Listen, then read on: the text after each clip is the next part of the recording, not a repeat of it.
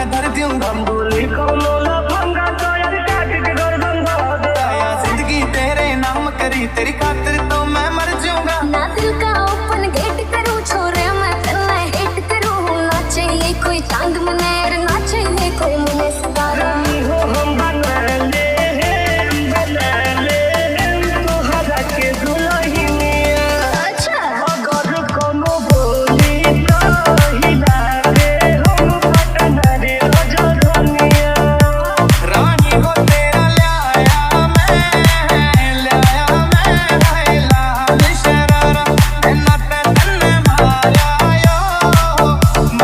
यो की साथी रे मारा। कौनो बोली तो हिला दे हम पटना रे रजधनिया।